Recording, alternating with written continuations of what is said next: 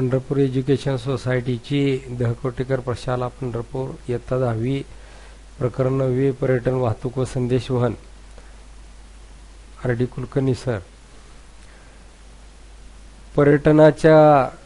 पर्यटन म्हणजे काय तर समुद्रकिनारे असतील, लेण्या असतील, पांढऱ्या वाळूच्या पुळण्या असतील किंवा निसर्गरम्य बेटे असतील किंवा वेगवेगळ्या प्रकारचे नद्यांमध्ये असणारी नद्यांच्या आजूबाजूला असणारे अरण्यचे प्रदेश असतील, वेगवेगळ्या प्रकारचे प्राणी असतील, पक्षी असतील, याचा आपल्याला पर्यटनामध्ये समावेश होत असलेला दिसून येतोय.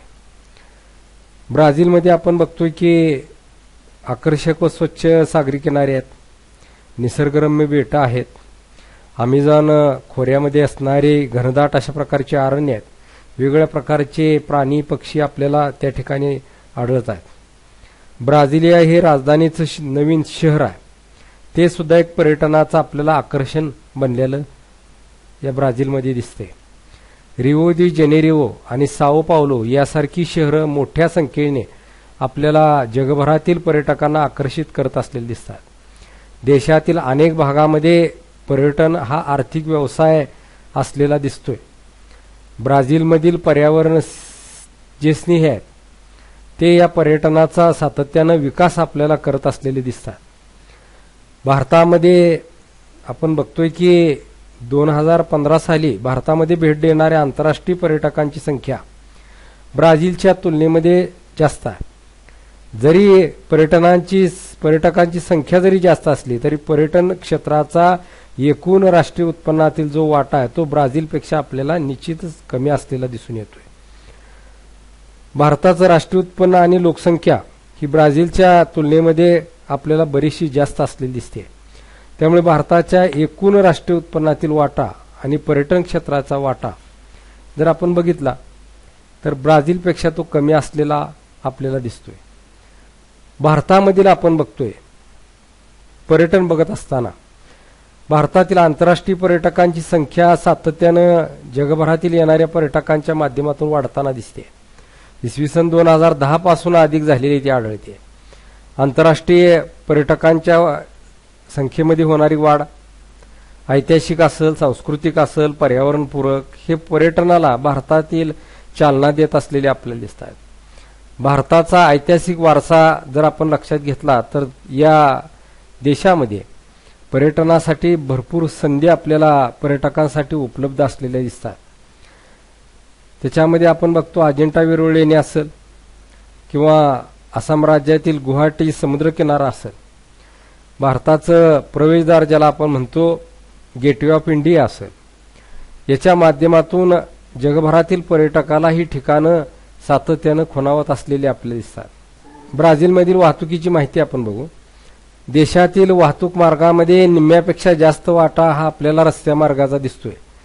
रस्त्यांची घनता पूर्व भागामध्ये मोठ्या प्रमाणामध्ये एकत्रित झालेली दिसते.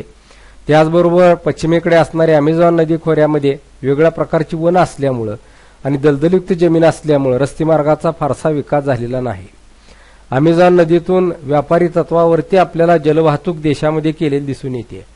नदीच्या मुखापासून ती पेरू देशातील इक्वेस्टाईन या ठिकाणातील ही वाहतूक होते. जगातील अंतर्गत जलवाहतुकीचा सर्वात लांब पल्ला 3700 किलोमीटर या मार्गाने आपल्याला गाठता आलेला आहे.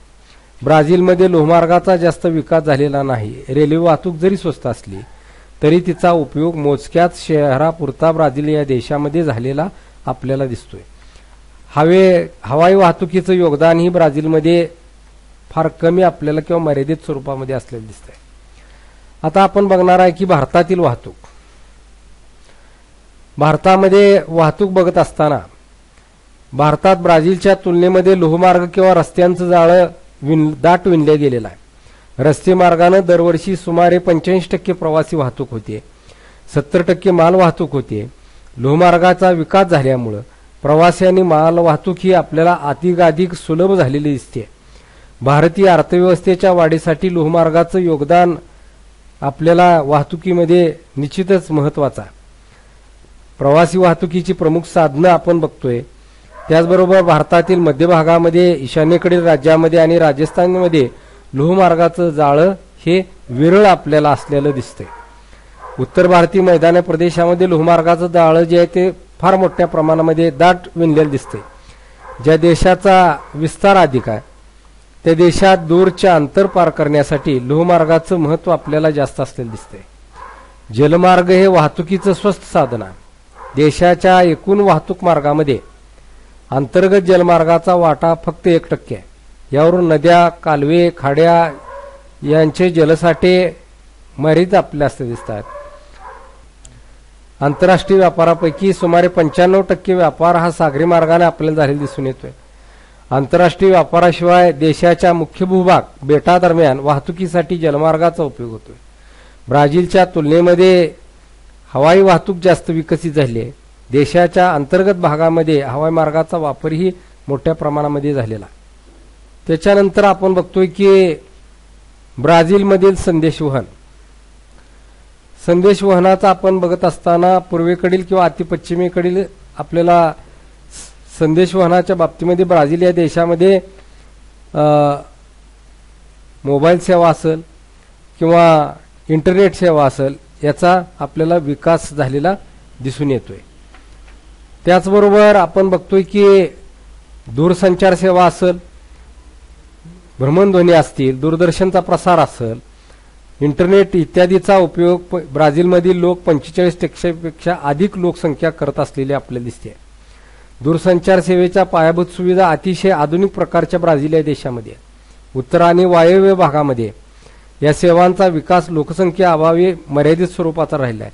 प्रदेशाची ब्राझील या देशाची प्रदेशाची रचना असेल, विस्तीर्ण आकार, लोकवस्ती, विरहित प्रदेश, घनदाट वन इत्यादींच्या अडथळ्यावर मात करून दूरसंचार सेवाचा विस्तार करणं हे ब्राझीलच्या अर्थव्यवस्थेचे पुढे एक महत्त्वाचं आव्हान आहे.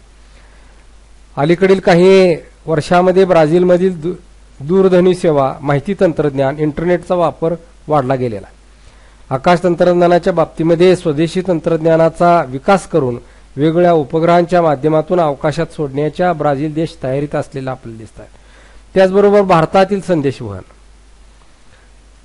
आपण भारतातील संदेशवहनाचा विचार करताना रेखावृत्ती विस्तार जास्त आहे. भारतातील अतिपूर्व आणि अतिपश्चिम टोकावरील रेखावृत्तातील वेळेचा फरक आपण बघतोय की 120 मिनिटाचा. परंतु भारतात एकच प्रमाण वेळ आहे की 82.5 पूर्व रेखावृत्त निश्चित केलेली आहे. हे रेखावृत्त अलाहाबाद शहराजवळून जात आहे. भारतीय प्रमाण वेळ ग्रीनिच वेळेच्या 5.5 तास मिनिटं पुढे आहे. भारतातील इलेक्ट्रॉनिक माध्यमांच्या प्रगतीमुळे दूरसंचार उद्योग हे अतिवेगाने वाढणारं क्षेत्र बनलेलं आहे. माहिती तंत्रज्ञान क्षेत्र, संदेशवहनाच्या युगामध्ये संगणक असेल, भ्रमणध्वनी असतील, इंटरनेट असेल अशा डिजिटल साधनांच्या वाढलेल्या प्रभावामुळे हे क्षेत्र अधिक वेगाने विकसित होत असलेलं दिसतंय आपल्याला. भारत हा सर्वाधिक स्मार्टफोन किंवा इंटरनेट वापरणारा देश म्हणून सध्या आपल्याला विकसित होत असलेला दिसतोय. स्वदेशी तंत्रज्ञानाच्या आधारे तयार केलेले उपग्रह असतील, उपग्रह प्रक्षेपण तंत्र यांच्या वापरामुळे या क्षेत्रामध्ये भारताचा भविष्यकाळ हा आपल्याला उज्ज्वल असलेला दिसून येतोय. या प्रकरणाखालील स्वाध्याय सोडवावा. धन्यवाद.